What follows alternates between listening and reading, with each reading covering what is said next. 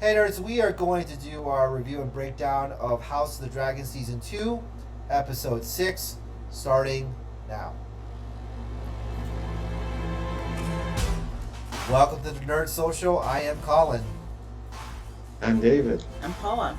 So we are now at Episode 6 of House of the Dragon Season 2, and the title of this episode is Smallfolk. And the spoiler-free logline is that with few options left, Rhaenyra embarks on a risky venture, while Aemon takes steps to reshape the Green Council.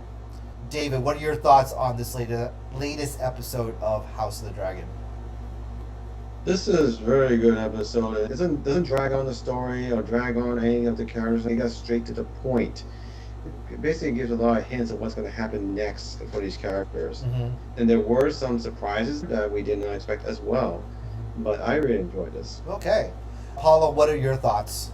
I enjoy this one. It feels like a setup for the finale. This episode, we did see a few revelations.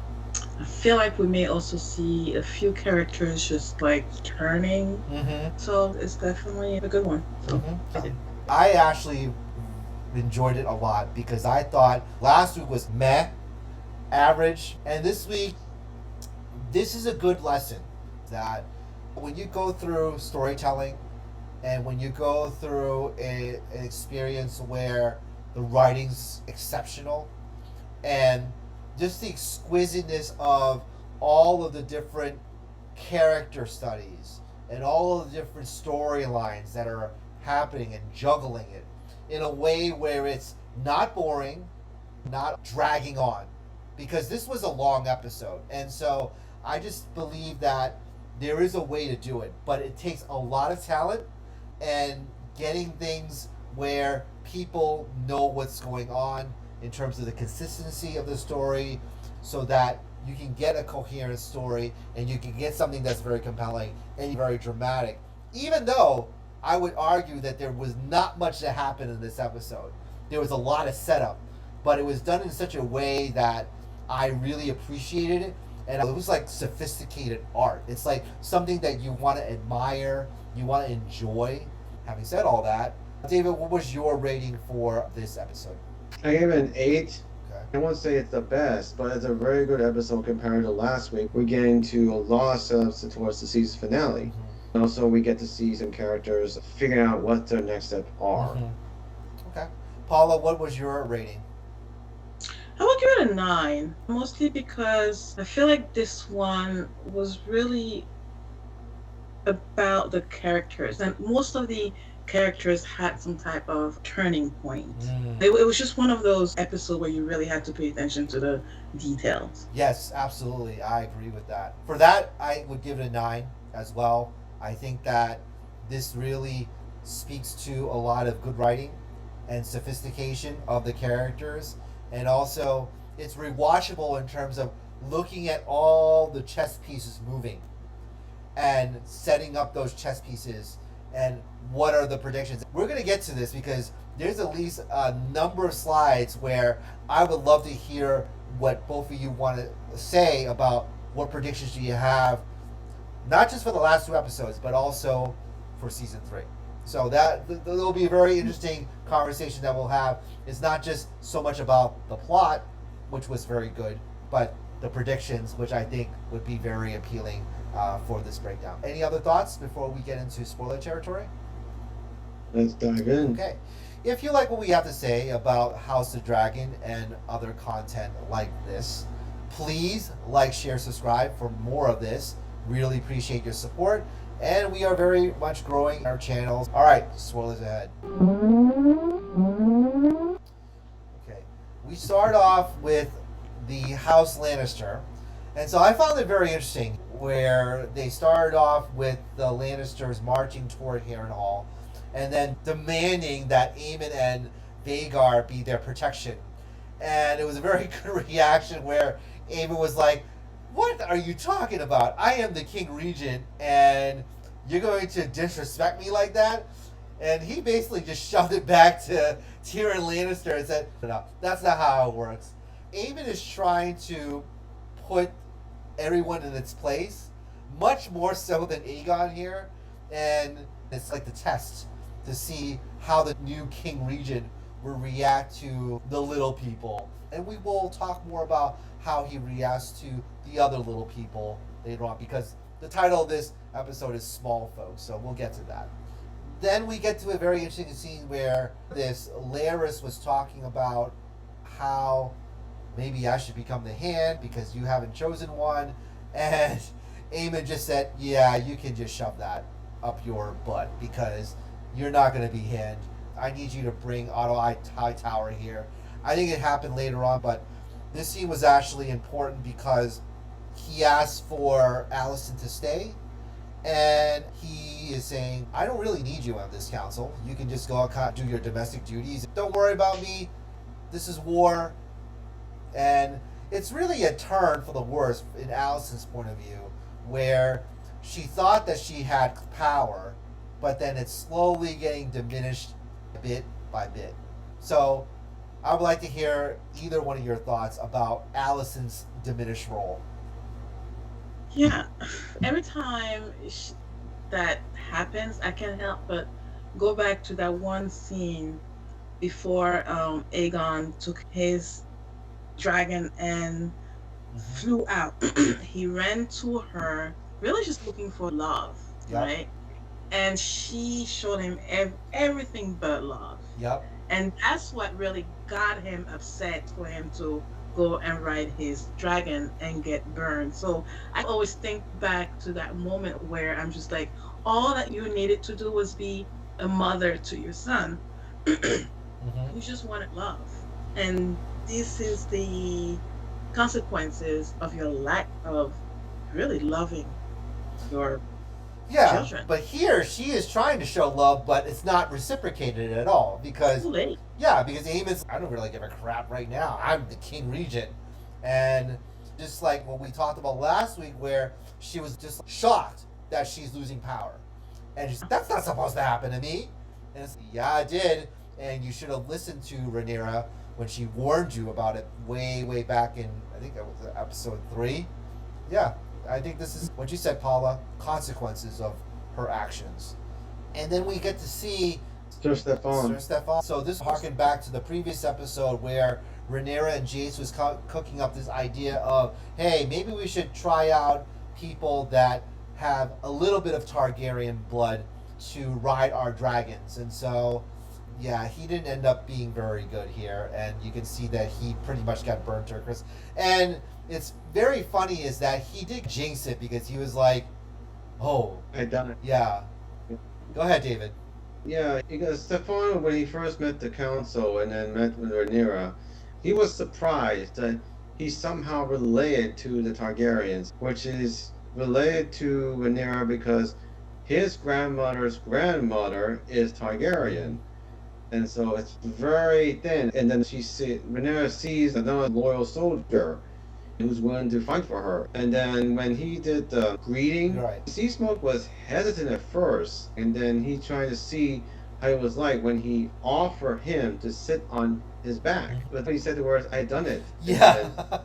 something snapped at Seasmoke, and then boom, burn. It's like, how dare you be so arrogant about it? I'm going to burn you alive now. Oh, but we knew. It was set up that he was not going to survive. And also because there were hints that were being dropped in previous episodes that he wasn't going to be the guy. He's just going to be a sacrificial lamb. And I just love this reaction to Rhaenyra. Oh, whoa! I am so shocked.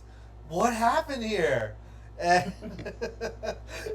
it's just a very good look. I just laugh every single time. What the heck did you expect to happen? Rhaenyra and Jace put all their bets in the basket that really believed that dragons would respond to Targaryen blood, but I guess that they're out the window. Right. So I think it's partly possibly the bond between a dragon. For example, when they mention about Rhaena, does she have a dragon?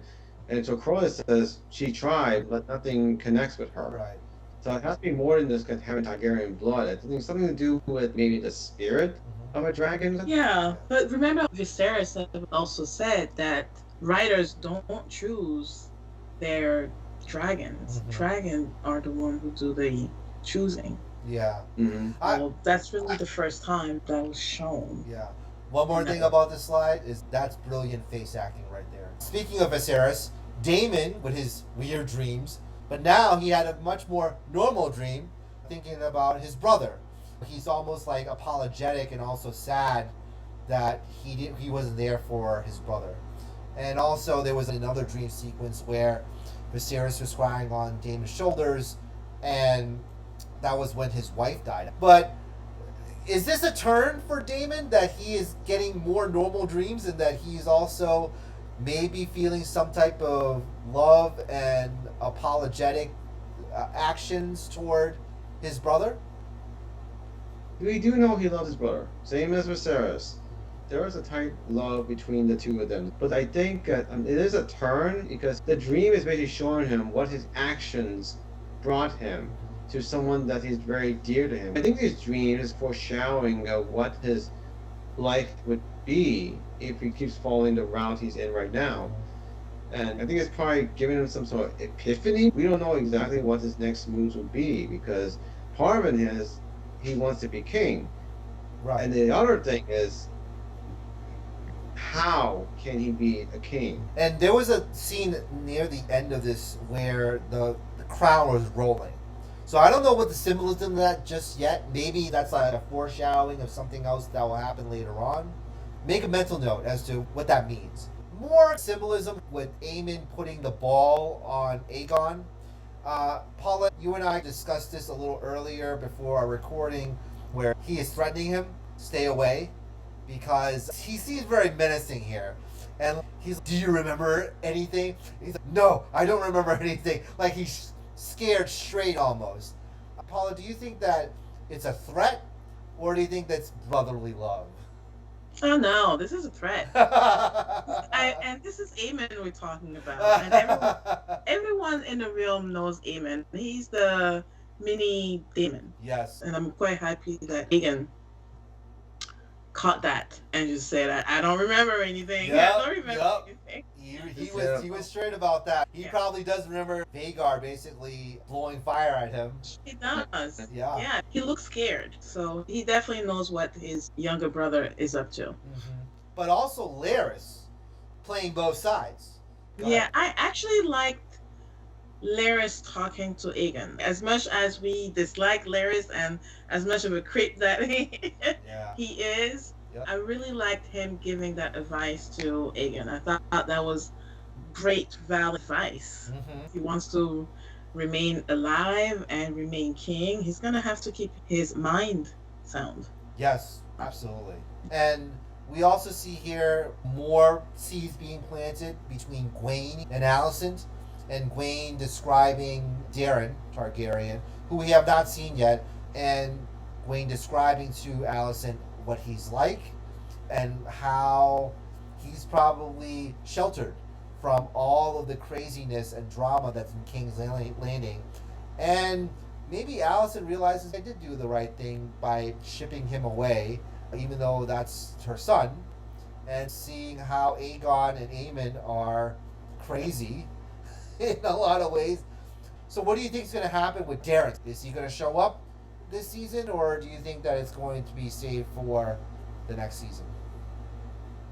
I would say next season though, because right now Daeron is the same age as the second son of Rhaenyra that died earlier. Right. In the previous episode, Alicent says that I just lost my grandson and I'm starting to lose my sons, which is why when she talked to her brother about how her son, she felt at least this one thing I'd done right. Go ahead, Paul. Yeah, I believe this is the first time that she's questioning herself as a mother and how she raised her sons. And I feel like this is a turning point for her. Everything that has happened to her, you're now seeing her starting to change, or at least it seems like it. And same with the last scene with Larys and Aegon. I feel like him talking to Aegon, that's a turning point for Aegon as well. Yeah. Maybe he will take things a little more seriously. And also one other interesting point here is that Gwaine doesn't feel as though he is as desirable as Allison was to their father. So it talks about his daddy issues in some ways. Speaking of daddy issues, we have Adam here.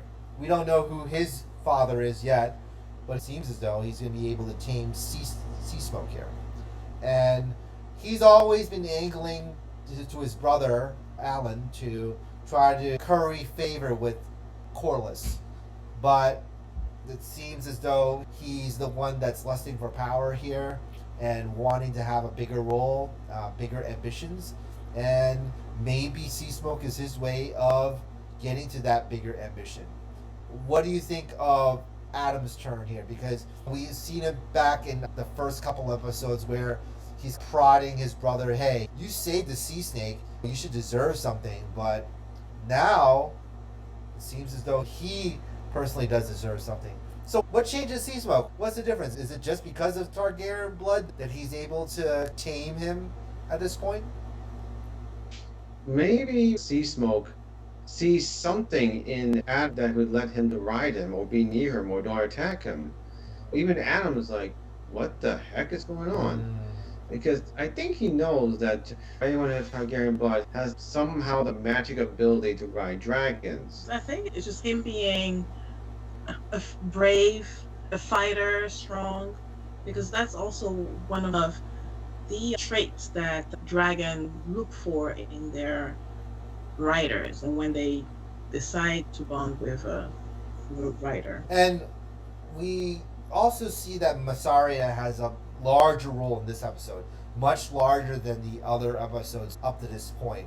And she's been working behind the scenes to help Rhaenyra win power in King's Landing. And basically, she planted the seeds a couple of episodes ago. Like, you need to stir up like the small folk, as they say. She basically did by knowing that the small folk are starving, they need food, and so she was able to move the boats under the flag of Rhaenyra to have food for the small folk in King's Landing. So I would like to hear from either of you about this a smart move that she's making and what is her agenda here. Brilliant move. Okay. And when she first joined Rhaenyra, I thought that Rhaenyra was going to make her hand, but obviously that's not going to happen just because of the optics. But bottom line, that was a great move because that definitely is turning the people against the crown. Right. And they're now giving their support to Rhaenyra. And this distract the crown from the bigger war, because then they're going to have to turn their attention to what's happening at their doorstep. So I think that definitely turning the tide with Massaria, and I mentioned in the previous reviews that she was a secret advisor. We all have that in politics and also in any type of work that you do politically. These are the ground people that are really necessary to win the crowd, and this is the byproduct of the food issue that's in King's Landing, where Helena and Allison gets attacked, especially with Allison getting thrown a fish, which was very depressing for her, and almost both of them getting killed along the way. And the other thing that I got frustrated was that what are the knights to do if they're not able to draw their swords? There's a mob that's going after them. They cut off one dude's hand, and what else are you going to do to defend yourself? Not draw your swords? I just didn't get why she gave that order not to draw swords, because obviously their lives were in danger, and what were you going to do in that case? This is probably a sign to her that she is definitely losing power, because when she was actual queen, people feared her, but at the same time showing the respect to the crown. But now she's not. She's just a dowager, which is basically an advisor to the king. And when she got hit by the fish, it's basically a threat to the people, saying, don't come any closer to us or else we will attack back. But they don't listen, because they would expect her to demand their son, right, with the regent king, to do something. But for Amy's actions, they blame Allison for it, though. So I think that is a pivot point for her, saying, "I have nothing here." Exactly. We also get to see the tender moment between Massaria and Rhaenyra, and I figured that this was going to happen eventually because they got scorned, both of them, by Daemon. So they're looking for affection, and Rhaenyra has become much more isolated because her council does not trust her. She had to slap one of her council members to get him to pay attention to her, and Daemon has abandoned her. Jace is like saying, "Mom, I really can't trust you with anything." Because of that, I think that it's just a moment of vulnerability, and then Massaria is the only one that is able to understand her. And Massaria did these things to incite the riot. I think that just was a match that was going to happen. What are your thoughts about the match that's going on between Rhaenyra and Massaria? I was surprised because they both have a similar story, somewhat similar situation where they feel like they were used and they weren't treated seriously. And also, there were a lot of times they agreed upon a few things on how to get the crown without even attacking.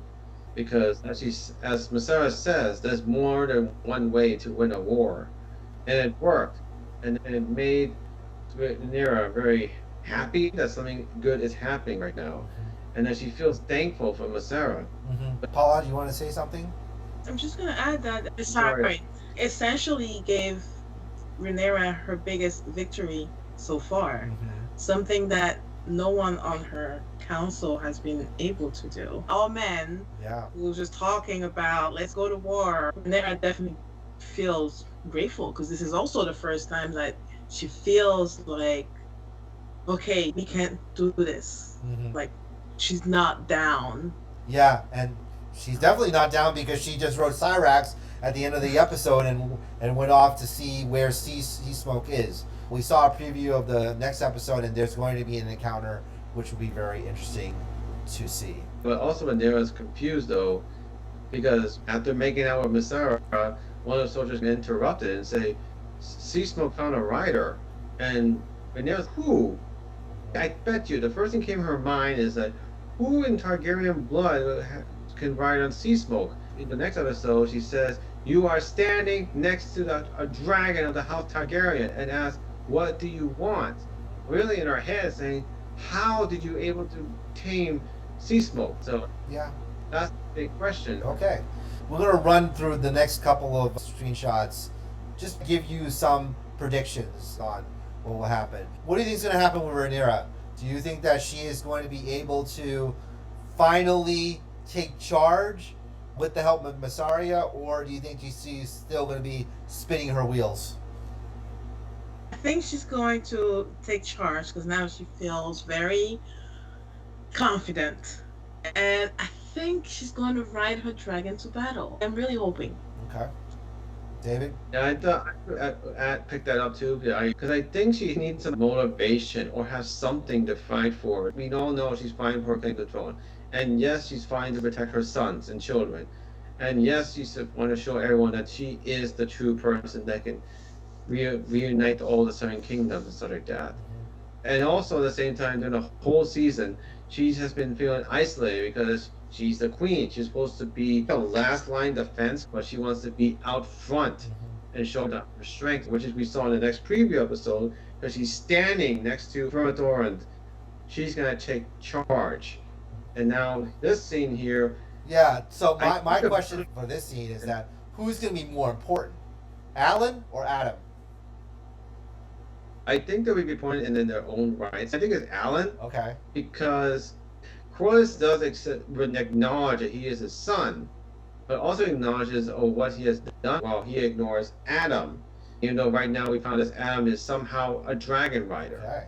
So I think both of them will butt heads again, but in a matter of possibly battling each other in dispute. Because Alan wants to live a normal life, even though he's cast aside. Adam, if he is the son of Corlys too, he should be treated like royalty. Paula, what do you think? You said yeah, Alan? I do. I have a sense that they're gonna end up on different sides, and they're gonna go against each other. I just have this feeling, just based on how polar opposite they are. So, how about Jane Eyre here?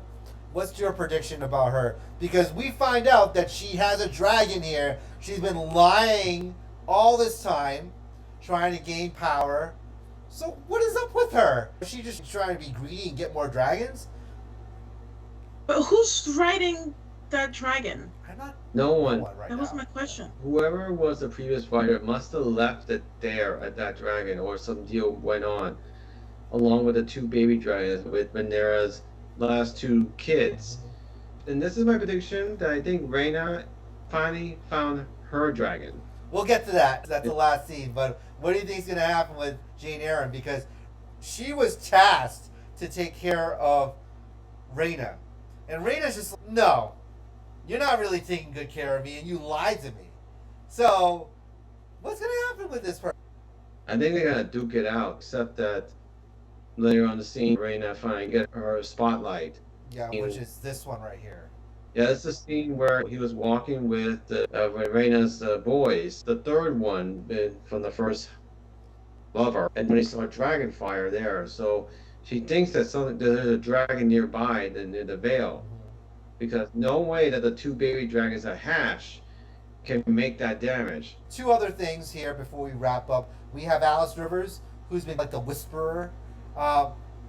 Prediction on what her role is going to be? Do you think that she's even going to appear the last two episodes, or she's going to be more prominent in season 3? I don't know. To be honest, I felt a bit confused because this whole time she's been tormenting Damon, and now all of a sudden she's helping him.